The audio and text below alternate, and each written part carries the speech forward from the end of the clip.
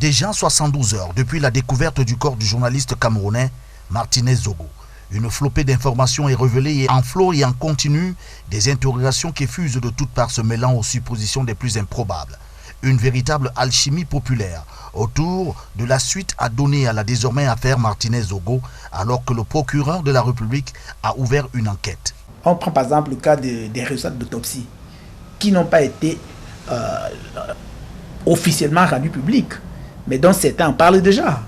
On se demande comment ces personnes ont pu obtenir ces informations relatives aux résultats de l'autopsie, alors que celui qui est en charge du dossier n'a fait aucune communication relativement aux résultats de cette autopsie. Pour l'opinion publique, le parquet devrait communiquer depuis le déclenchement de cette affaire, sauf que selon les experts des questions de droit, le ministère public devra alors, s'il s'engage, soigneusement choisir les sujets de communication pour à la fois informer, sans nuire à l'enquête, ni la violer la présomption d'innocence aussi. C'est un exercice difficile, selon Maître Célestin Nganabisen, avocat au barreau du Cameroun. En fait, le code de procédure pénale en vigueur au Cameroun n'oblige pas le parquet à communiquer. Sur le supposé mutisme observé sur la communication autour de cette affaire, l'avocat au barreau du Cameroun est clair, rien n'oblige le procureur de la République à opérer une quelconque communication.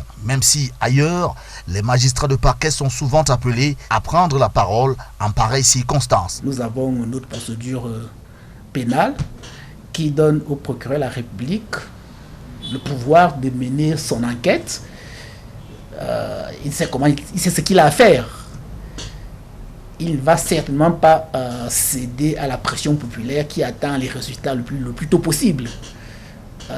C'est une enquête assez sérieuse, assez délicate, il faut le dire. C'est une enquête très délicate et pour cela, il faut être sûr que les actes qu'on pose sont les bons, sans céder à la précipitation. Pour l'avocat au barreau du Cameroun, il faut donc être patient en ce qui concerne cette affaire sérieuse et délicate sans céder à la précipitation.